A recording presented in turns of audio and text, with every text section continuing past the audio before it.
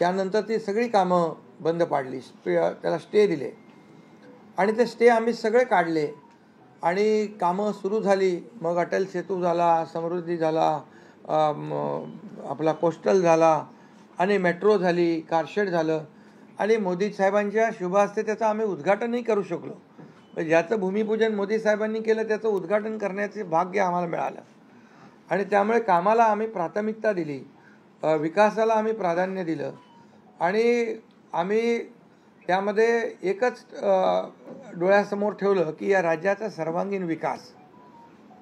आणि राज्याचा सर्वांगीण विकास करत असताना सर्व घटकांना आम्ही समोर ठेवलं आणि पाहिलं की जे 2.5 वर्षामध्ये जी कामं त्यांनी थांबवलेली आणि 2.5 वर्ष त्यांनी जे सगळं बंद पाडलं होतं ते किती वेगाने आम्ही सुरू करू शकलो याचं समाधान आणि आनंद आम्हाला आहे.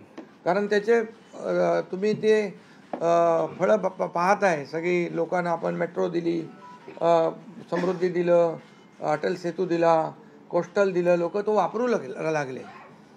आणि त्याचबरोबर दुसरीकडे कल्याणकारी योजना आम्ही केल्या. कल्याणकारी योजनेमध्ये लाडकी बहीण, मुख्यमंत्री लाडकी बहीण योजना, त्यानंतर मग लाडका भाऊ केला आम्ही, युवा प्रशिक्षण योजना केली, 3 गॅस सिलेंडर दिले, त्यानंतर वयोश्री योजना केली, शेतकऱ्यांची आम्ही योजना केली, शेतकऱ्यांना वीज बिल माफ केलं, शेतकऱ्यांचं जे किती 7.5 HP पंपाच्या 3, 5, 7.5 आणि त्या पंपाचं वीज बिल माफ केलं. शेतकऱ्यांना आम्ही 2.5 वर्षामध्ये 2.25 वर्षामध्ये आतापर्यंतच्या इतिहासामध्ये जेवढा मोबदला दिला नव्हता 15,000 कोटी रुपये तो दिला. त्यांच्या योजनांसाठी 45,000 कोटी रुपये. म्हणजे एकंदरीत कल्याणकारी, मी डिटेलमध्ये जात नाही त्याच्यामध्ये, पण एकीकडे विकास आणि दुसरीकडे कल्याणकारी योजना याची आम्ही सांगड घालण्याचा प्रयत्न केला.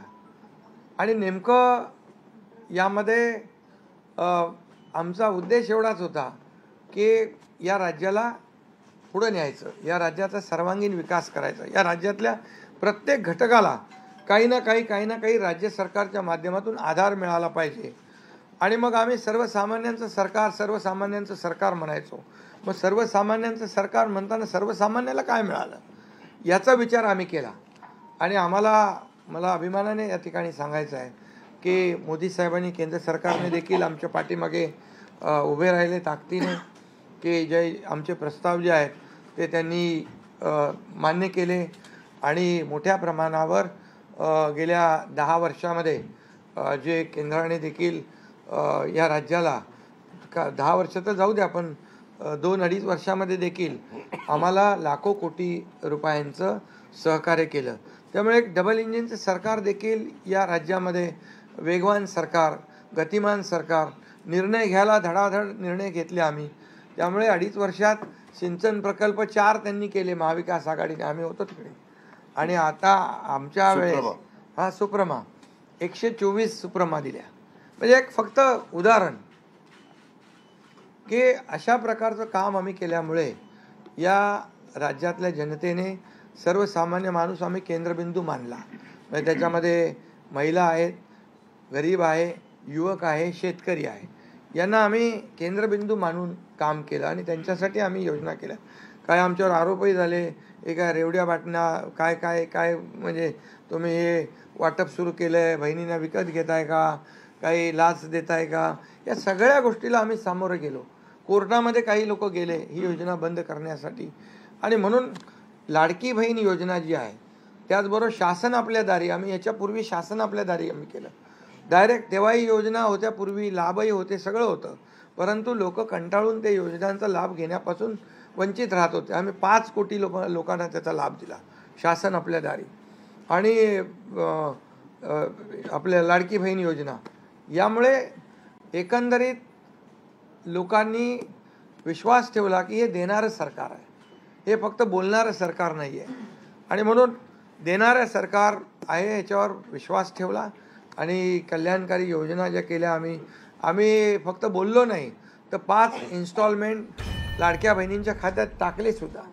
आणि आम्हाला माहीत होतं हे विरोधक सावत्र भाऊ आमच्या या नोव्हेंबरच्या पैशामध्ये आडकाठी आणतील, म्हणून आम्ही ऑक्टोबरमध्येच आचारसंहिता लागायच्या अगोदर नोव्हेंबरचे पण पैसे दिले.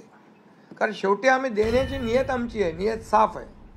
कारण आम्ही फक्त कागदावर योजना ठेवायच्यासाठी केलं नाही. आणि त्यामुळे एकंदरीत या राज्यामध्ये सर्वसामान्यांचं सरकार सर्वसामान्यांसाठी काहीतरी करतंय ही भावना प्रत्येकाच्या मनामध्ये निर्माण झाली. आणि आम्ही म्हणालो common man common man common man. आता कॉमन मॅनने आम्ही ठरवलं आहे की त्यांच्या जीवनामध्ये काही बदल घडवून चांगले दिवस आणून त्याला सुपरमॅन करायचं. पण त्यांनी आम्हाला या निवडणुकीत सुपरमॅनसारखं काम करून दाखवलं.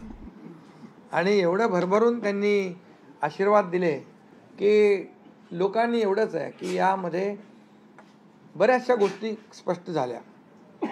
लोकांनी कल्याणाचं आणि विकासाचं राजकारण स्वीकारलं.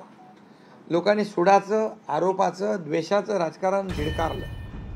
आणि म्हणून 2 निवडणुका ज्या लोकसभेमध्ये पण आणि लोकसभेत फेक नॅरेटिव्ह वगैरे सगळं केलं, काय काय केलं, संविधान बदलणार वगैरे सगळ्या जातीमध्ये भीती निर्माण केली, प्रत्येकाला घाबरवलं. तरीसुद्धा एवढं होऊन पण प्रधानमंत्रीपदी मोदी साहेबच बसले. आता ते म्हणाले जनतेच्या दरबारात जाऊ, आम्ही जनतेच्या दरबारात जाऊ. लोकसभेच्या वेळेस पण गेले.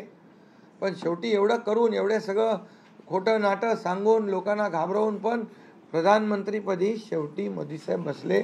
आणि आताही म्हणाले आम्ही जनतेच्या दरबारात जाऊ. आता जनतेने त्यांना जो काय मॅन्डेट द्यायचा तो दिलेला आहे. आणि त्यामुळे जनतेने पूर्णपणे विकासाला आणि कल्याणकारी योजनांना स्वीकारलेला आहे. यामध्ये लोक रोज आमचं सरकार स्थापन झाल्यापासून रोज सरकार पडणार रोज आम्हाला 3-4 शब्द ठेवले होते त्यांनी.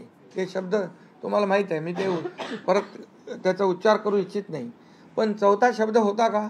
नाही. पण आम्ही त्याला आरोपाने उत्तर नाही दिलं. आम्ही कामातून उत्तर दिलं त्याला. आणि कामातून उत्तर दिलं आणि ते काम लोकांना भावलं की बाबा हे काम करणारे लोक आहेत आणि काम सर्वसामान्य लोक आहेत. मी स्वतःला काय समजायचो, CM म्हणजे चीफ मिनिस्टर, मी म्हणायचो कॉमन मॅन आहे. आता कॉमन मॅनमध्ये मी जायचो. आता आमचे दोन्ही उपमुख्यमंत्री दोन्ही आम्ही 24/7 काम करत होतो. आणि याच्यामुळे घरी बसून सरकार चालवता येत नाही, फेसबुकवरून सरकार चालवता येत नाही, हे स्पष्ट झालेलं आहे. आणि म्हणून आम्ही लोकांच्या, बाळासाहेब सांगायचे, कार्यकर्ता घरात नाही लोकांच्या दारात शोभून दिसतो. शासन आपल्या दारी आम्ही घेऊन गेलो आम्ही. आणि म्हणूनच आज बाळासाहेबांच्या विचारांनी आम्ही सरकार स्थापन केलं 2019ला मोदी साहेबांच्या आशीर्वादाने. आणि 2019ला जे सरकार स्थापन व्हायला पाहिजे होतं ते सरकार स्थापन झालं नाही. ते लोकांनी बरोबर लक्षात ठेवलेलं आहे. लोक ते विसरलेले नाहीत. आणि म्हणून या निवडणुकीत देखील कुठल्या पक्षाचा, आता तुमचा कुठला पक्ष आहे? तुमचा राष्ट्रवादी. आता तो कोणाचा आहे ते लोकांनी ठरवलं. आणि शिवसेना कोणाची तेही ठरवलं. आणि लोकांनी ठरवलं. त्यामुळे आता बऱ्याचशा गोष्टी त्या स्पष्ट झालेल्या आहेत. आणि मला समाधान आहे की 2019ला 56 जागा आल्या होत्या. आणि त्या 56 मला वाटतं आताही 56 जागा आल्या, अजून चालू आहे. पण एकंदरीत आत्ताच्या पर्यंत म्हणजे विकासाला लोकांनी महत्त्व दिलं. मोदीजींनी आता अमित भाई असतील, नड्डाजी आहेत, तिथं पियुषजी आहेत, केंद्रीय मंत्री आपले भूपेंद्रजी आहेत, राजनाथ सिंगजी, बऱ्याच सगळ्या लोकांनी, आठवले साहेब तर आपल्या सोबतच आहेत. आठवले साहेब सोबत 100%.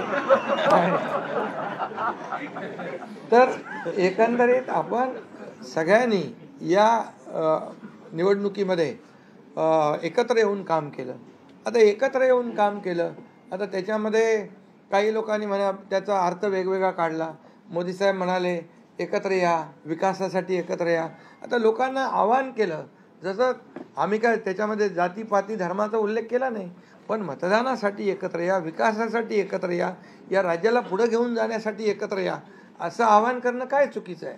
आणि लोकांनी ते एकत्र येऊन एकजुटीने एकजुटीचं दर्शन या निवडणुकीमध्ये घडवलं आणि मतांची टक्केवारी वाढली, मतदानाची टक्केवारी वाढली, महिलांच्या, आमच्या लाडक्या बहिणींच्या टक्केवारी वाढली. आतापर्यंत महिलांचं टक्केवारी कमी असायची पुरुषांपेक्षा, पण यावेळेस ती टक्केवारी जास्त आहे.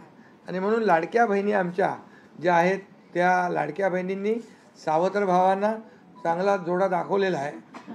आणि आम्ही म्हणायचो ना, खोडा घालणाऱ्यांना जोडा दाखवा.